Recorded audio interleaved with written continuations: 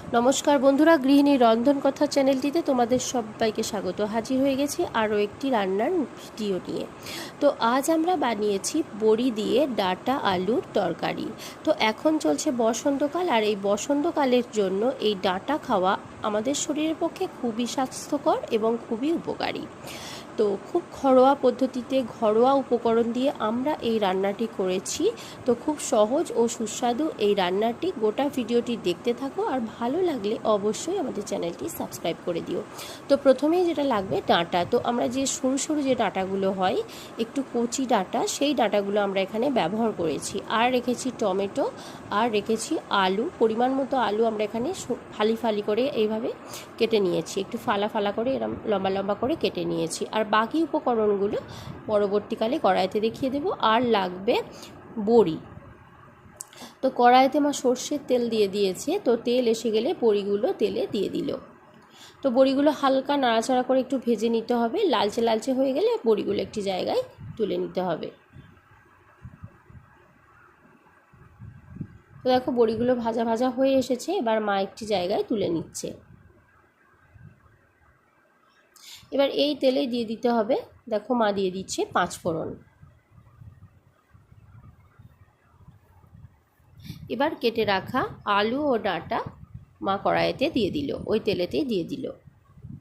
তো এবার একটু হালকা নাড়াচাড়া করে নিয়ে এবার একটু চাপা দিয়ে দিতে হবে। তো এগুলো একটু ভাজা ভাজা করে নিতে হবে। তো চাপা দিয়ে করলে ব্যাপারটা সুবিধে হয়। তো একটু হালকা নাড়াচাড়া করে এগুলো লালচে লালচে হয়ে আসবে। তো একটু ভাজা ভাজা করে নিতে হবে। তো দেখো লালচে লালচে হয়ে এসেছে, আলু ডাঁটা এগুলো একটু ভাজা ভাজা হয়ে এসেছে। এবার মা দিয়ে দিচ্ছে 1 ফালি টমেটো, 8 চামচ মতো আদা বাটা, পরিমাণ মতো হলুদ গুঁড়ো, পরিমাণ মতো কাশ্মীরি রেড মির্চি, আর চিনি 2 চামচ মতো। তো এটা অবশ্যই স্বাদ মতো। তো এবার মশলা সহ সবজি সহ মশলাটা ভালোভাবে কষে নিতে হবে। বেশ ভালোভাবে একটু নাড়াচাড়া করে ভালোভাবে আলু ডাঁটা মশলা যেগুলো দেওয়া হলো সব ভালোভাবে একটু কষে নিতে হবে।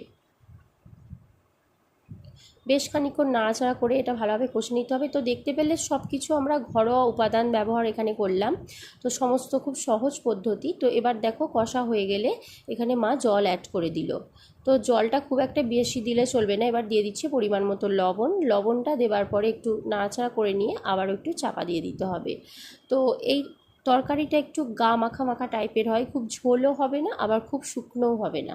তো যেহেতু একটু গা মাখা টাইপের হয়, তাই জলটাও খুব একটা বেশি দেওয়ার প্রয়োজন নেই, একটু পরিমাণ মতো জলটা দিলেই চলবে। তো দেখো জলটা অনেকটাই ফুটে এসেছে। এবার এই মতো অবস্থায় বড়িগুলো, ভেজে রাখা বড়িগুলো মা কড়াইতে অ্যাড করে দিল। এবার বড়িগুলো এই ঝোলের মধ্যে ডুবিয়ে দিচ্ছে, যাতে বড়ির মধ্যে ওই ঝোলটা ভালোভাবে ঢুকে যায়, যাতে বড়িগুলো শুকনো শুকনো না লাগে। সেজন্য বড়িগুলো ভালোভাবে ঝোলের মধ্যে ডুবিয়ে দিতে হবে।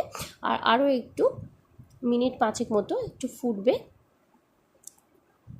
তো দেখো একটু চাপা দিয়ে রাখা ছিল। তো দেখো ঝোলটা অনেকটাই টেনে এসেছে, অনেকটাই কমে গেছে। তো আলু সবজি সব সেদ্ধ হয়ে গেছে, ভালোভাবে সিদ্ধ হয়ে গেছে আলুগুলো, দেখো মা দেখিয়ে দিচ্ছে। তো এবার একটু ভালোভাবে নাড়াচাড়া করে নিতে হবে। তো আরও একটু জলটা টেনে যাবে। তো খুব একদম গা মাখা মাখা টাইপের একটু তরকারিটা হয়, যে ডাঁটা আলু বড়ি দিয়ে তরকারিটা। তো দেখো এবার রান্না কমপ্লিট, মা গ্যাস অফ করে দিয়েছে। এবার শাহি গরম মশলা ছড়িয়ে দিচ্ছে। তো তোমরা দেখতে পাচ্ছ, তো খুব সামান্য সামান্য একটু ঝোল রয়েছে গায়ে লেগে থাকা মতো। তো গোটা ভিডিওটি আশা করি তোমাদের ভালো লেগেছে। এবার একটি পাত্রে ঢেলে নিতে হবে। তো রান্না একেবারে কমপ্লিট। বসন্তকালের এই দুপুরগুলোতে গরম ভাতের সঙ্গে এই রান্নাটি, বড়ি দিয়ে ডাঁটা আলুর এই তরকারি, দারুণ খেতে লাগে। ভালো লাগলে তোমরা অবশ্যই বাড়িতে ট্রাই করো। আজকের মতো এখানেই শেষ করছি। গোটা ভিডিওটি দেখার জন্য ধন্যবাদ।